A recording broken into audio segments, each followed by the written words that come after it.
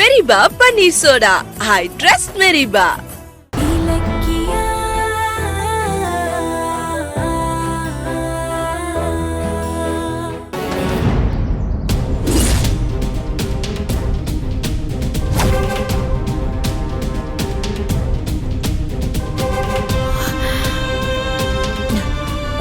என்ன ரெண்டு பேரும் ஆச்சரியமா பார்க்காம அதிர்ச்சியா பாக்குறீங்க? என்ன எதிர்பார்க்கலையா? நான் ஆபீஸ்க்கு போயிட்டு இருந்தப்ப நீங்க கோயிலுக்குள்ள போறத பார்த்தேன். அதான் நானும் கோயிலுக்கு வந்தேன்.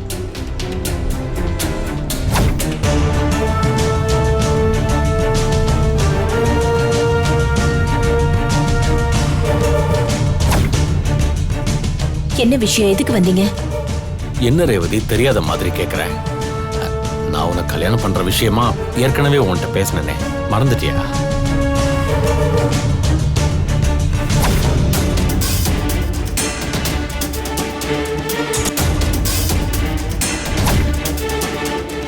இலக்கியா, எங்க கல்யாணம் சம்பந்தமா ரேவதி கிட்ட பேசி சம்மதிக்க வைன்னு உன்கிட்ட நான் சொன்னனே, ரேவதி கிட்ட பேசுனியா? என்ன இலக்கியா, ரேவதிக்கு பண்ண துரோகத்துக்கு நான் சாகறதுக்கு முன்னாடி ஒரு விமோச்சனத்தை தேடலான்னு துடியா துடிக்கிறேன். அத நீங்க புரிஞ்சுக்க மாட்டேங்கிறீங்களே.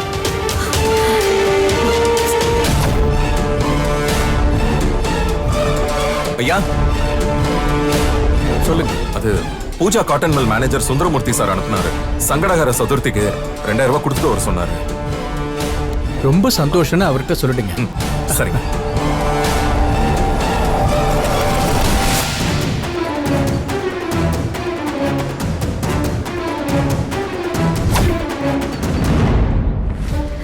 இங்க பாருங்க, எதையும் எடுத்தும் கவுத்தோன்னு டக்குன்னு முடிவு பண்ண முடியாது. அத்தைக்கு ரேவதி அம்மாக்கு யோசிக்க கொஞ்சம் டைம் வேணும். என்னது இது? ரேவதி அம்மா இலக்கியா கூட எஸ்எஸ்கே நின்னுகிட்டு இருக்கான். இலக்கியாவும் ரேவதி அம்மாவும் கோயிலுக்கு போறேன்னு சொல்லிட்டு வந்து இவன் கூட எதுக்கு பேசிட்டு இருக்காங்க? என்ன ரேவதி, யோசிக்கிறதுக்கு இன்னும் எவ்வளவு டைம் எடுத்துப்ப? என்னோட டைம் முடிஞ்சதுக்கு அப்புறமா அது வந்து தன்னை எஸ்எஸ்கே கொல்ல பாக்குறதா ரேவதி அம்மா சொல்லிட்டு இருக்காங்க. ஆனா இப்ப அவங்க பேசிட்டு இருக்கிறத பார்த்தா அப்படி தெரியலையே.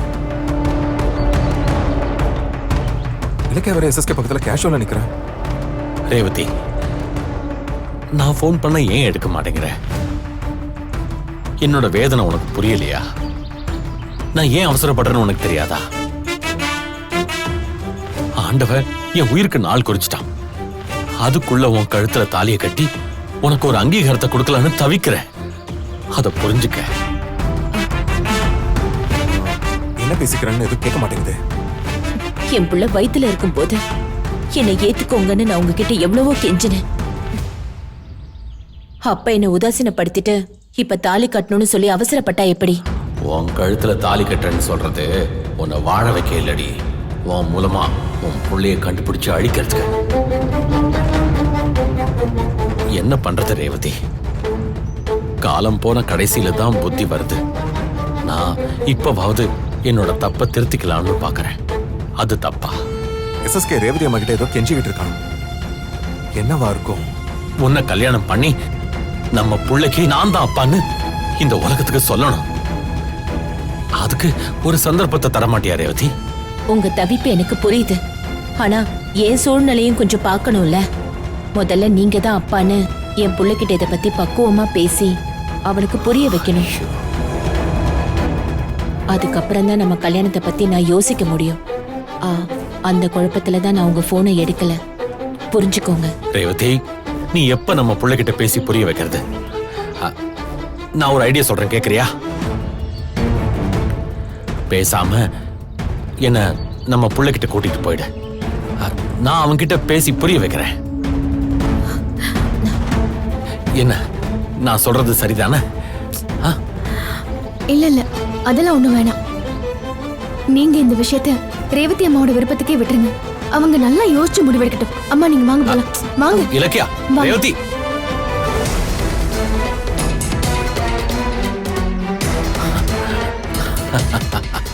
போறீங்களா?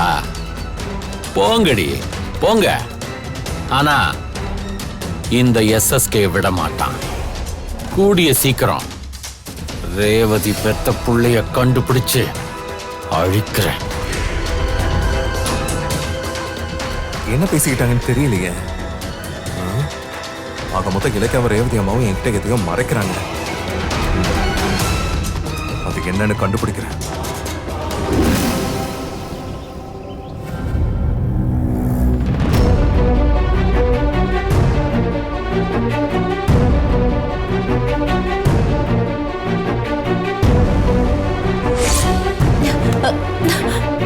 அப்ப அந்த போட்டோவை நான் பார்த்தே ஆகணும். பாஸ்வேர்டு சொல்லு சொல்லு.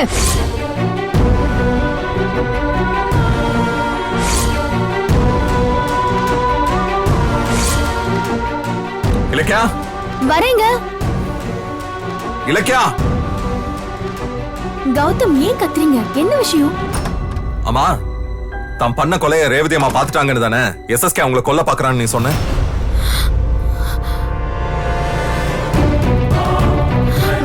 ஆமாங்க. இப்ப அதுக்கு என்ன? அந்த எஸ்எஸ்கே கொலை பண்ணதுக்கு ஆதாரமா ஒரு போட்டோ நீங்க வச்சிருக்கீங்கல்ல, அது காட்டுங்க.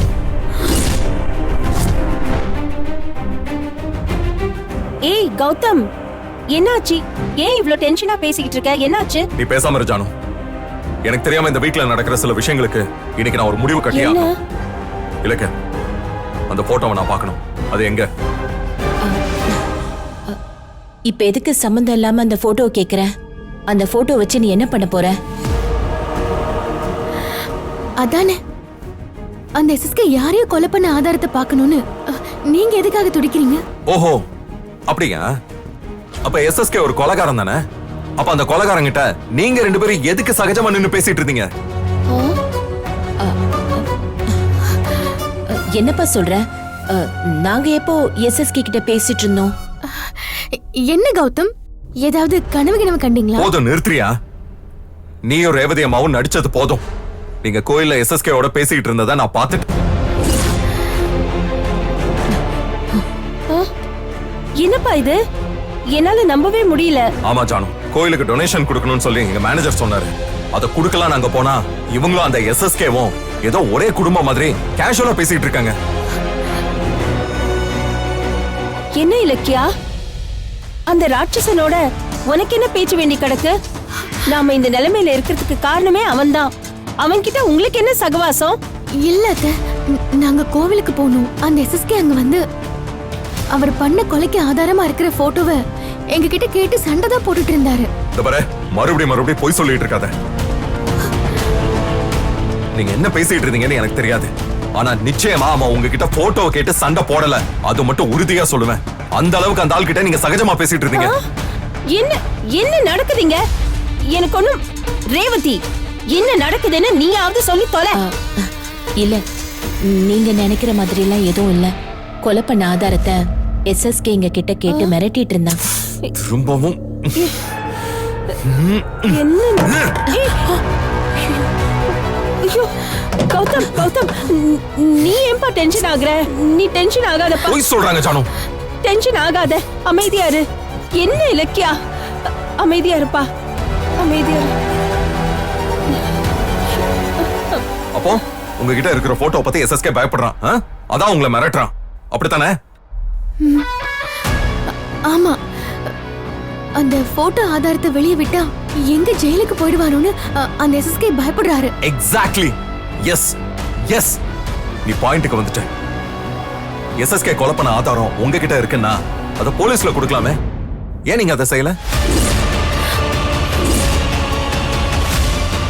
அந்த போட்டோ கொடுக்கலனா உங்களை கொலை பண்ணிடுவேன் மிரட்டுறான்.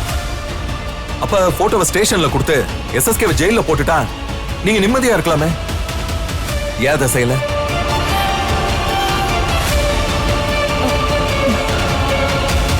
அது அது வந்து அது இத்தனை நாளா நாங்க அதை பத்தி யோசிக்கல. ஆனா நான் யோசிச்சேனே. நீங்க அந்த போட்டோவை என்கிட்ட கொடுங்க. நான் இப்பவே போய் ஸ்டேஷன்ல கம்ப்ளைண்ட் பண்ணி அவனை கம்பியை நான் வைக்கிறேன். கொடுங்க. இல்ல கௌதம், அது ஏன் தயங்குறீங்க? சொல்லுங்க. அவனை இதுக்கு மேல விட்டு வைக்க கூடாது. போட்டோவை கொடுங்க. அவனோட தொல்லையே இல்லாம பண்றேன். கௌதம், அது வேண்டாம்பா. ஏன் ஏன் வேண்டாங்கற? அந்த எஸ்எஸ்கே கார்த்திகை கடத்தி வச்சுக்கிட்டு அந்த படியை கௌதம் மேல போட்டு அவனை ஜெயிலுக்கு அனுப்புனான். ஏமாத்தி சொத்தெல்லாம் புடுங்கிட்டான். இது வரைக்கும் நம்மள துரத்திக்கிட்டே இருக்கான். அவனை அழிக்கிறதுக்கு இந்த ஒரு வழி இருக்கு. ஆனா அந்த போட்டோவை ஏன் கொடுக்க மாட்டேங்கிற? நீ சொல்றது எல்லாமே சரிதான். ஆனா இப்ப அப்படி எதுவும் செய்ய வேண்டாம். அப்படி வாங்க வழிக்கு. எனக்கு எல்லாமே புரிஞ்சு போச்சு. அப்ப அந்த போட்டோல எஸ்எஸ்கே கொலை பண்ண ஆதாரம் இல்ல, வேற என்னமோ தான் இருக்கு.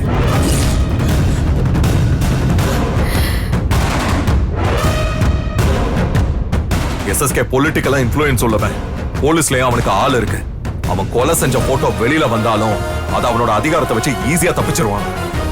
ஆனா உங்ககிட்ட இருக்கிற போட்டோ கொலையை விட பெரிய ஆதாரம். அதான் அவன் உங்களை பார்த்து பயப்படுறான். அது என்னன்னு எனக்கு இப்பவே தெரிஞ்சாகணும்.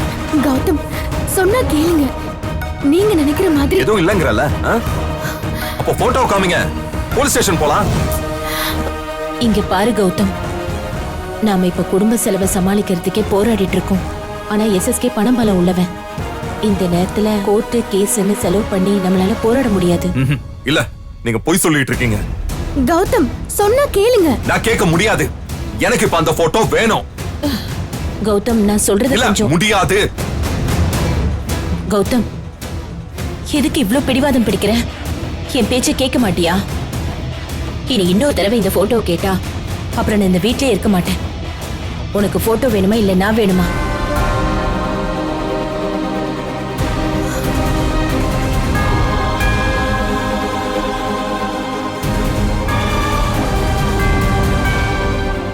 நான் என்ன உங்களுக்கு ஒட்டா உறவா இந்த குடும்பத்துல உரிமையை தங்கறதுக்கு? நான் எங்கேயாவது ஆசிரமத்துல போய் தங்கிக்கிறேன். ஏய் நில்லு. இப்ப எதுக்கு இப்படி எல்லாம் பேசுற? என்ன மன்னிச்சிருங்க. நான் இப்ப அந்த போட்டோ தர நிலைமையில இல்ல. அத நேரம் வரும்போது தரேன்னு அன்னைக்கே கௌதம் கிட்ட சொல்லிட்டேன். அதுக்கு மேலேயும் தொந்தரவு பண்ணா எப்படி? கௌதம், நான் சொல்றத சொல்லிட்டேன். அதுக்கப்புறம் உன்னோட இஷ்டம். ஏய்